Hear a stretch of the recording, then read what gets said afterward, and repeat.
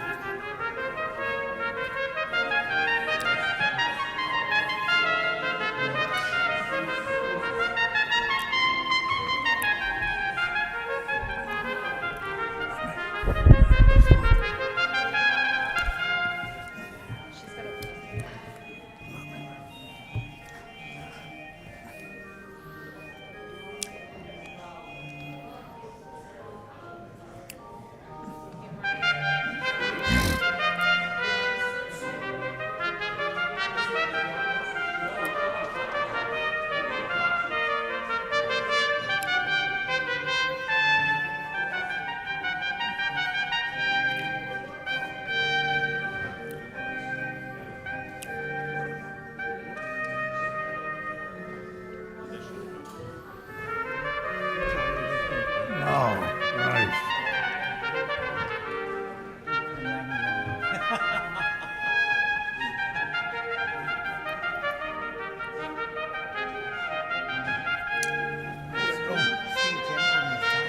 Oh, yeah? Yeah. Well,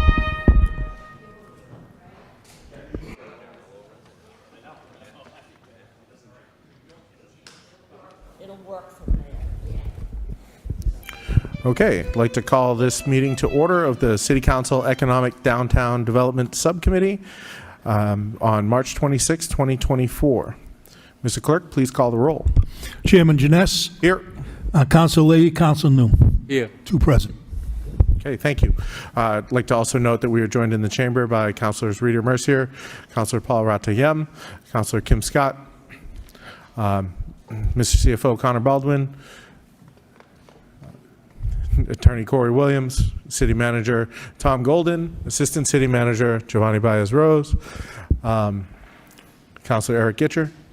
And at this time, I'd like to introduce Chancellor Julie Chen from UMass Lowell, and she can take it from here.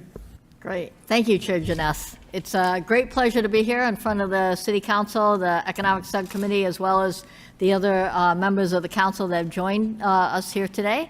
It's my pleasure to talk about a project that we believe is of interest and a great impact on the city and the transformation on the city in terms of economic impact. The project's referred to as LINK, or Lowell Inc. It's the Lowell Innovation Network Corridor, and I'll give a brief overview of this project. So first of all, let me start by just I know the councils are familiar with UMass Lowell, but for those of you who may not be as familiar, UMass Lowell has been an anchor institution in this city for over 130 years. And one of the things that we're very proud of is that it was recently named the #1 public university in Massachusetts by the Wall Street Journal. Coupled with that, we expect next year to be named a Research One University, which is in the top 5% in the country. And we're very proud of the fact that we have a full range of bachelor's, master's, and doctoral degrees, over 17,000 students, and over 2,400 faculty and staff. So you can imagine we feel that we are an incredible and want to be a continuing incredible partner with the city in terms of its economic development and growth. So the Lowell Innovation Network Corridor, or Lowell Inc., or LINC for short, is a private-public expansion of existing partnerships that the university has with industry and government. And the goal is to bring companies and other organizations here to Lowell with great jobs and great growth opportunities. We talk about it being the link, or this corridor, because it's not just building a few buildings on our campus. It's catalyzing this opportunity to bring, as I said, great jobs to the community, and to, not in isolation, but in partnership with the city, really develop housing, transportation, and overall opportunities for new jobs, new residents, and discretionary income. So I'm going to start with the bottom line up front.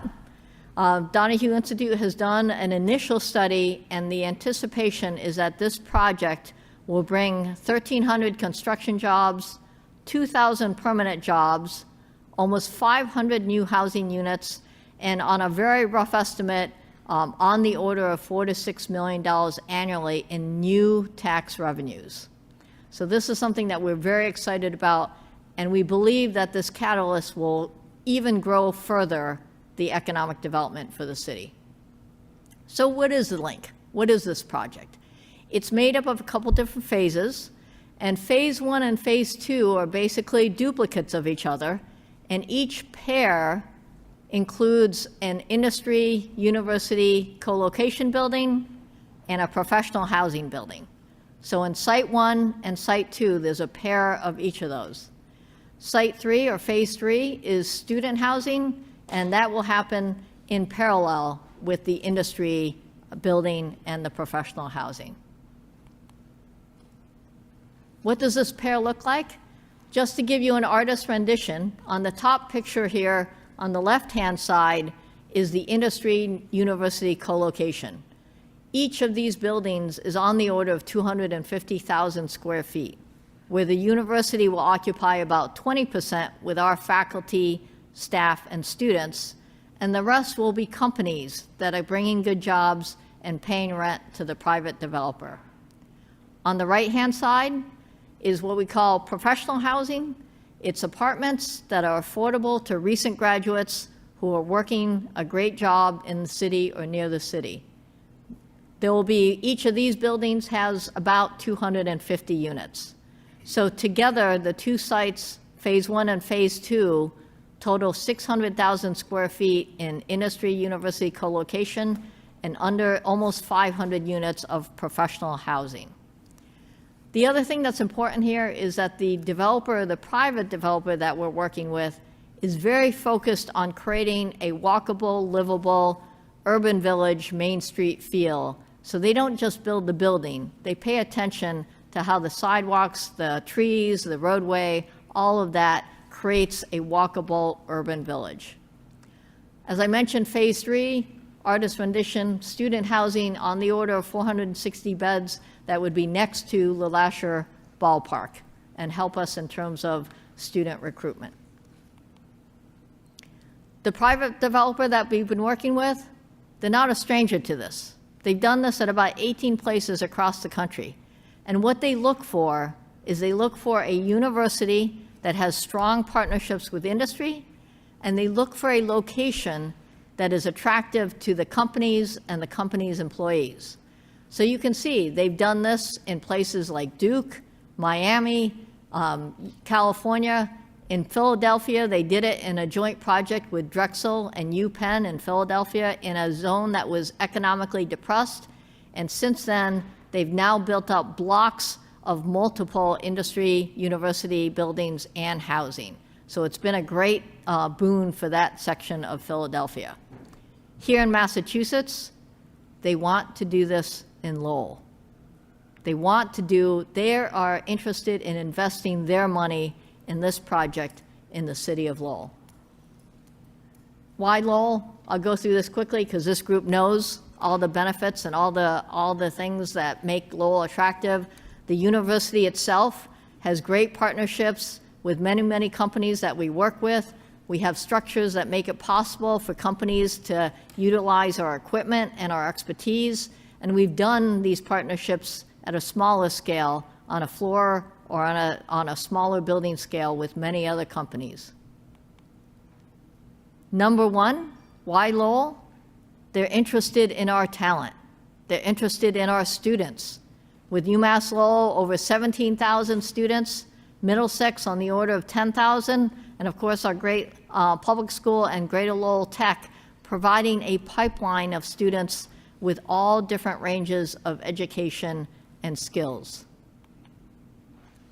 They're also interested in Lowell because we talk to companies and they say, we have a hard time hiring new graduates because they can't afford to live down in Boston and Cambridge. And they don't want to commute an hour or more each way every day to work. And so Lowell in the Merrimack Valley provides an affordable option in terms of housing. And yet we're also still close to Boston and everything a company would want out of Boston, including access to Logan Airport, access to Boston less than an hour. And a lot of the great companies that surround us around Route 495, 128, Route 3, and 93. And we continue as a city to grow what we provide to participants and residents. So the university provides arts, music, lecture, our Division I Riverhawks, and professional sports now with the professional women's hockey team and the Massachusetts Pirates arena football team. My love, of course, is the great restaurants that we have in the city and the diverse culture and history. These are all things that are attractive to employees that make it easier for companies to draw the best talent. The other thing I mentioned, LINK is not a project that we think about in isolation. It's in conjunction with so much that the city manager and you as city councilors are doing in terms of housing. As an example, the TDI district, you see in the light green the various over 200 new units of housing that are being developed by work done by the city and nonprofits in the city. You see the location of the new high school and all the work that's being envisioned down to the commuter rail. Housing is part of what's needed, and this project is working in partnership with the work being done by the city and nonprofits. So LINK, it's going to create new jobs, it's going to expand industry partnerships, it's going to create new career opportunities for our students and keep those students here after they graduate. We graduate some 4,500 students every year. We want a greater percentage of those students to stay in Lowell, to build a family in Lowell, and to continue to live and contribute to Lowell. I'll finish with just a couple of slides. When we talk to companies, they say, this is great. When can I move in? And anybody who's involved in construction knows it takes a couple of years to build a new building. And so what we've done is we've developed a phase 0, where we're taking Wanalancet Mills, a building that we own. We're moving out our administrative offices, and we're creating about 90,000 square feet where these companies can move in as a temporary home so that they become anchored to the city and they become anchored to the university. And so those companies represent a wide range of technology areas: robotics, biotech, space, climate tech, electronics, cybersecurity, human performance. It's a range of technology sectors, as well as we're looking at financial and accounting and legal opportunities. So these are all companies that are looking to move in to Wanalancet as phase 0 in the span of this year. So they'll be moving in over the summer, over the fall. Phase 1 and 2, the new buildings, we anticipate will have a groundbreaking next year, be completed 2 years from that, and then the student housing will be in parallel as to be determined.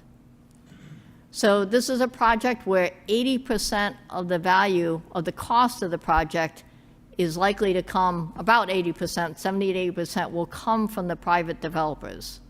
And the balance will be coming from the combination of the university, we hope the city, and the state as part of it.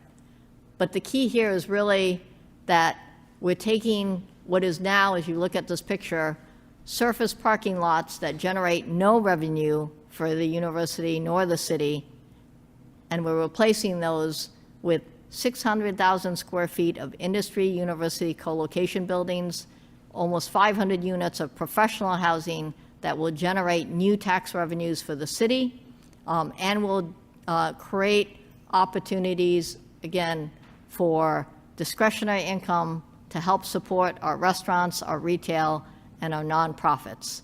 And so with that, I'll close, and I'm happy to answer any questions that you may have about Lowell Inc. or Link, this project, that economic development project that we're very excited about.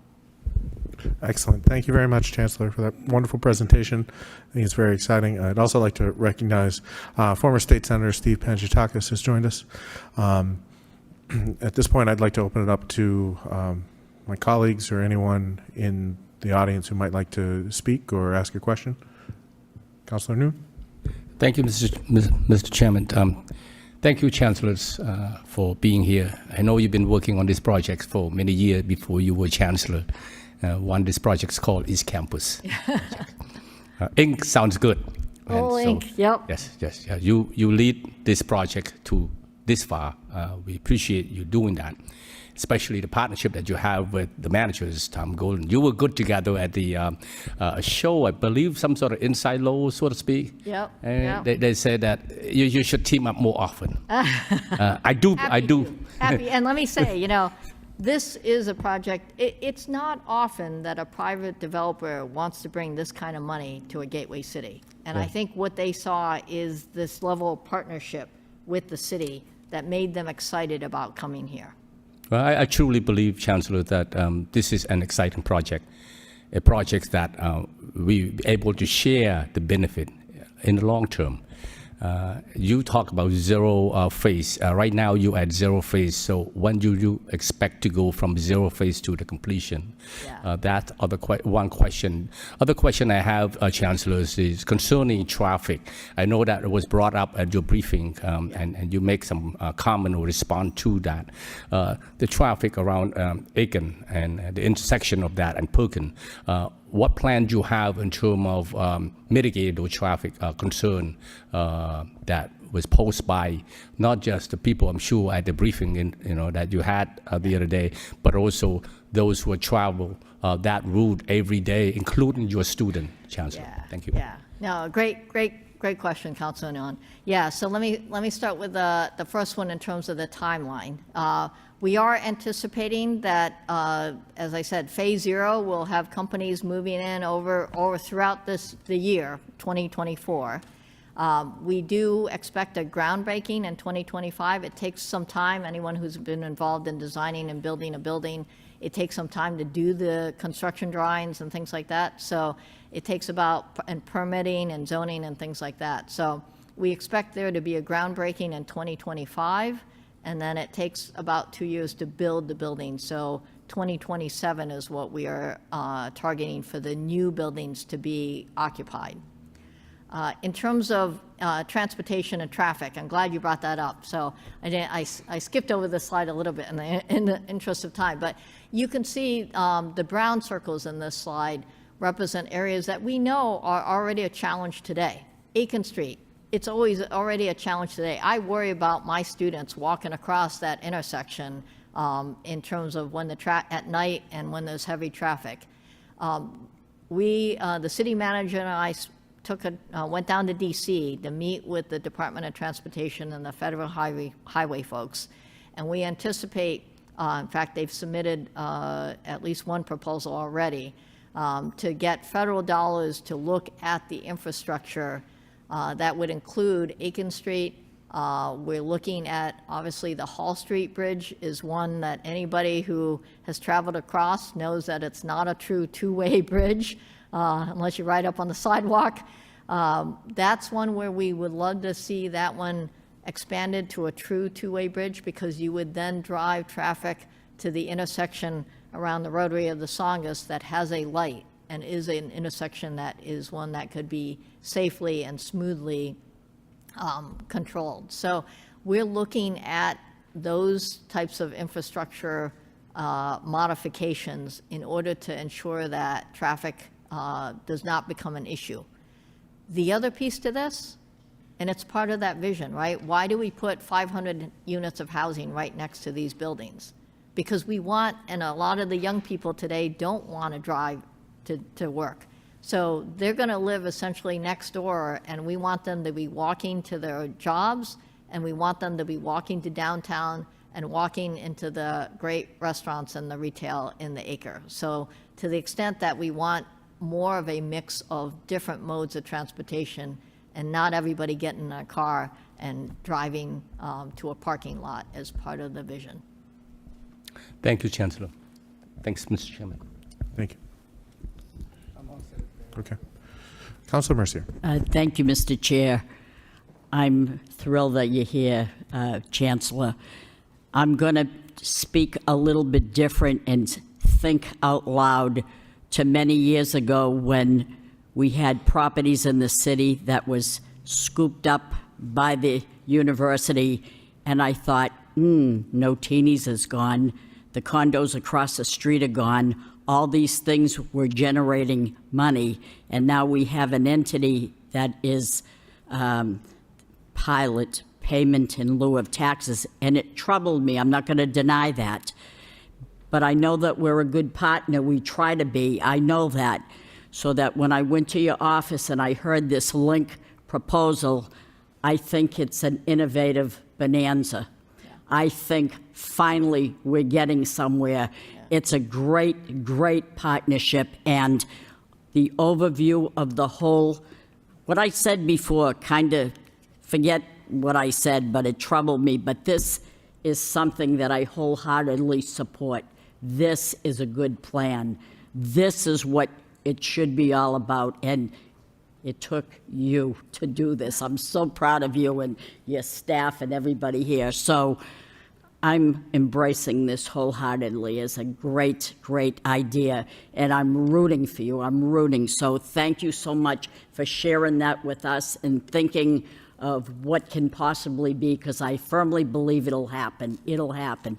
Thank you so much. Right. Thank you, Councilor Mercier. Thank you for those kind words. And yes, I mean, the excitement here is that we're taking, right, surface parking lots that generate no revenue and turning them into tax-generating revenue. There it is. That's beautiful. The other thing that, as we talked about, this is not the end of it, right? It's the catalyst. We know that as these buildings get filled, there's going to be opportunities for other buildings to be built around the city that are going to bring in more companies and more jobs that are great paying jobs. It's all about all the pieces of the puzzle are all together. Right. And so I'm thrilled, and I support this 100%. Thank you. Thank you. Councilor Gitcher. Thank you, Chairman Janess. Thank you for this presentation. I really believe that this is the perfect development for that area. One thing that stands out in this that I wonder if we've spoken to the post office and seen, because when you look at that piece right there, that's like a centerpiece and it just is out of place. Is it something that we reached out to the federal government and asked whether that was available? Because that city lot next door and all of that it would really make a nice piece to the Warner-Lancet Mills. Yeah, or a nice development for somebody. I can't speak to the U.S. Post Office. I am told that they sit on city land, so that may be something the city council wants to look into, but that's certainly not university land that we could speak to. But I agree. I mean, I think when you look at this, you see other opportunities, not only here, but as I said, I think the Hamilton Canal has great opportunities for the next building in terms of this link or corridor project. There really is no more important piece than the co-op piece. When you look at students and when you look at transportation costs right now, just to get a driver's license for some of the high school kids, or you're looking at the university kids who are from out of the state and they don't bring their vehicles, it's a good way to lure people to stay when you can offer them that co-op piece and start them into a trade that they may be able to stay for a lifetime. And I think this is great because we want to keep more people here and we need disposable income. So it's something that would drive up some of the restaurants downtown and everything. So I think this is a great project, and I wish you nothing but success. Yeah. Thank you, Councilor Gutcher. And you hit it on the nail on the head, right? One of the things we're excited about is this makes it possible for our students. We encourage and we promise every one of our students an opportunity for at least one paid career-connected experience. But some of our students don't have cars, and so they're limited. So this will give them opportunities. And the companies that are coming here, they're coming here because they know it's their best way to draw the talent. So they will be looking to work with our high school students too. Councilor Yim. Thank you, Mr. Chair. Thank you, Chancellor. I had an opportunity to sit down with you and watch your presentation, and I was really excited. More importantly, that it happened right in part of the district that I represent, the acre, so that make me even more excited. This is really critical to link, it's the word, all section of the city, downtown, particularly the high school, the East Campus, the Sangha Center. We went to the indoor football game. It was beautiful, and hopefully that development in the parking lot you're talking about, the first floor can be a retail, including restaurants and stuff like that. So people walked out of Sangha Center, they just pile into the restaurant all on the first level there.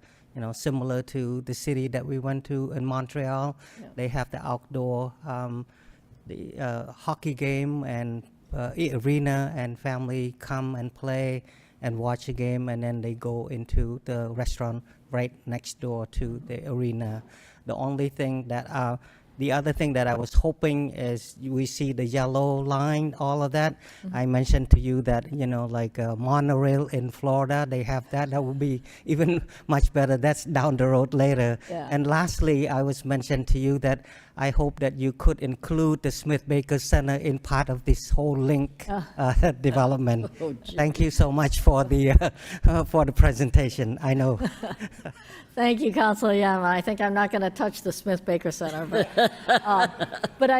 it is yes. I mean, so first floor retail or food or something that brings people together is very much part of the vision, because we want people not sitting in offices, right? We want them to meet each other for coffee, and we want them not just to stay right next door to the building, right? This, you can see from this picture how close it is to downtown, right? How close it is to the acre and some of the great restaurants in the acre. And so that's part of the conversation, is making sure, as we think about traffic and infrastructure, how we encourage people to flow and walk and visit all the great retail and restaurants in the downtown and in the acre. Councilor Scott. Thank you. I'd like to thank you for being here this evening. I think this is probably one of the most exciting projects that I've witnessed in the city of Lowell. I mean, I've been following politics for a long time in development. I love the idea that it's going to bring internships for the students here in Lowell. We just heard about the large number of students that are leaving the state. Yeah. So this is a great opportunity to keep them here in Lowell, including my own children. I'd like to see them stay around. I do have just one question about the jobs, 1,400 jobs, I think it said it would create. 1,300 construction, 2,000 permanent jobs. Okay. Would there be some type of community agreement? Would it be like local labor? Would it be, has there been any discussion around that? Yeah, for the 1,300 construction Yes. jobs, yeah. So the private developer is the one that will be building it, but we would certainly very much want to make, if we can help in terms of making introductions, to have conversations happen early on as to how we can, make sure we make those introductions so that the local labor can sit at the table and have those conversations with the developer. I know, I'd love to see that, not see out-of-state, a lot of out-of-state developers here doing the work.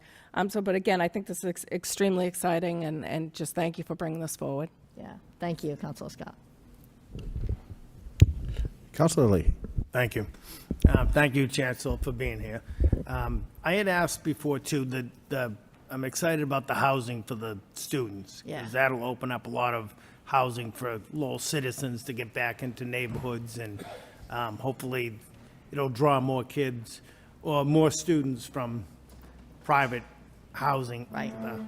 into the housing for the university. So that's definitely a part of the plan at the end, once you get the, So not necessarily at the end. The only reason that we say Phase 3, we call it Phase 3, it doesn't mean it's at the end. That housing actually is parallel. It's not dependent on the timeline for Phase 0 or Phase 1. So we could start on the student housing, right away. It's just trying to make sure we understand sort of the business model and the cash flow in terms of the student housing.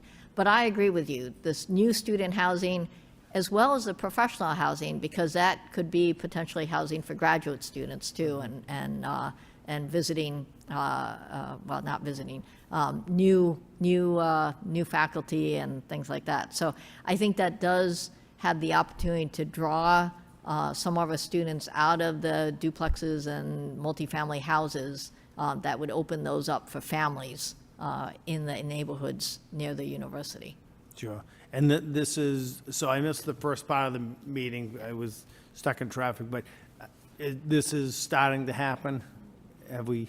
Yep, so it is, it's starting to happen in that we're already, we actually have already started to move people out of Wanna-Lancet to create space for the companies that have said that they want to come here tomorrow, basically. So that is the first stage, is to get those companies settled and anchored and bringing jobs in Phase 0. Smaller number to begin with, but Sure. it's a start, and to get them, comfortable and getting used to getting their way around the city and stuff like that. So that part has already started. Okay, good. And then my last part, this would certainly create more opportunity for, we need to get that Rourke Bridge replaced. So I'm hoping this might help influence the powers that be to get that bridge started and underway, so. Because Yeah. that would be a major player in this for It- traffic and. Yeah, and I think any sort of traffic study, right, for the city has to look at all the bridges. I think the immediate focus for this would be more along the Aiken and Father Morissette and Hall Street Bridge, right? Yeah. Those are the ones that would be the most immediate focus. Yeah. But I believe that, as I've always said, this is just the catalyst, right? Yeah. And we see it. When people start to see things happening, then suddenly it has positive momentum, and things start to build upon the next thing. And so that's where I think there is opportunity for further economic development, which then would help support things like the Rourke Bridge and Hamilton Canal and other areas in the city. Okay. Well, thank you for joining us tonight. Yeah. Thank you. Thank you, Council Leahy. I would also like to say thank you for the presentation. I think this is an extremely exciting project. I'm very excited to see this move forward and take shape. I think it really could be transformational for not just this part of the city, but really all of Merrimack Valley. It really stands to make Lowell a center of economic activity, a place where companies and people need to come in order to grow, and that ties in well with the city and our desire to grow the pie and to provide more opportunities for the residents of the city and the students who come here. So I think this is a really great project, and I look forward to following it along. I thank you very much for being here and engaging the community in these discussions and introducing this project to the public. And I would ask that the university continue to remain engaged with their neighbors. I know you have many neighbors on right next to your own bedroom Yeah. who have some concerns about these projects and these growth, and so I know you'll be able to partner with them and have these discussions, and we can move forward as a community and see this come to light. So thank you. Great. Thank you, Councilor Chairman Janess. And certainly, yes, we intend to be continuing the conversation We very much appreciate the support of the city manager, the city council, and we intend fully, because the whole vision for this, as you put so well, is to really have a positive impact on the city and the Merrimack Valley as a whole. So thank you for those comments. Thank you. Councilor Noon. Maybe my last comment here to say that, with this project, those 100, if not 1,000 of your students every year living Lowell now have a reason to stay in Lowell. Yeah. Because it's a job, Yeah. good pay job, Yeah. and housing opportunity, affordable housing. Thank you for doing that. And, you have every council here support and the administration, and hopefully that we can get from phase 0 to phase 3 very soon. As quickly as possible, yes. Thank you. Councilor Nunn. If any members of the public would like to speak, just come on up to the lectern, just state your name and address for the record. And So my name's Daniel McWilliams. I'm a business agent for Local 7 Ironworkers Union out of Boston. I am not a Lowell resident, but I have Lowell members in the room present right now. There was a question asked. Some of them are just members. We also have a small business owner here who lives in Lowell. There's a question asked, are they going to go local hire? No one can supply local hire like the unions can. And you mentioned that the private developer will entertain. Is it just going to be a good faith effort, or do the unions actually have a good chance of getting on this project? Yeah, so the private developer is the one that's responsible for the building, but they know that we are very supportive of things like prevailing wage. We're very supportive of them.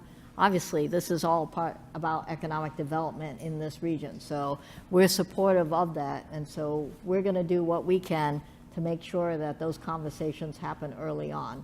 Ultimately, the private developer has to, they're the ones that make their own decision on who they hire, but I can tell you the university would be very supportive in helping to make the connections and indicating what we would like to see. Would you be supportive of a project labor agreement on the project?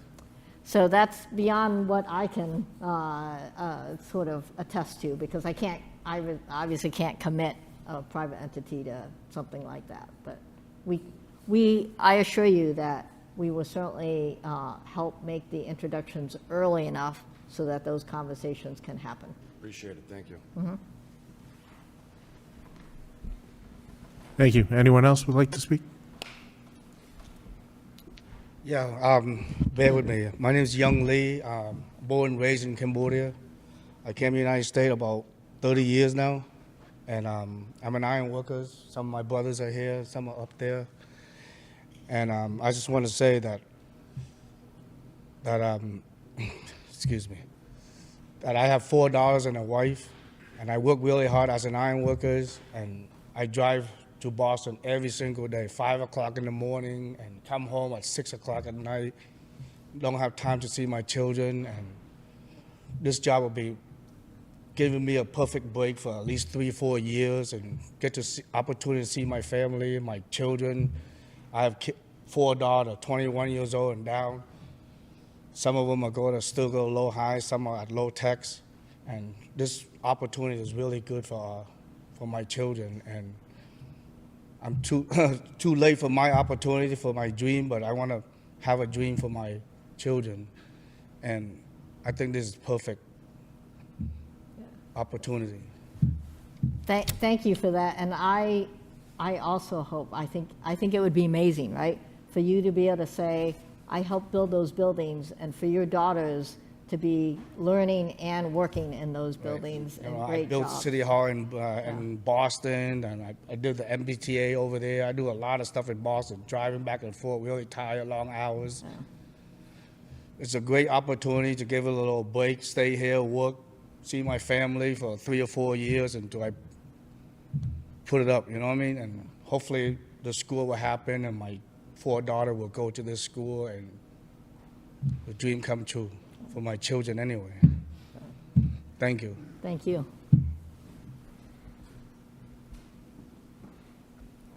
All right, last call for anyone who might want to speak. All right.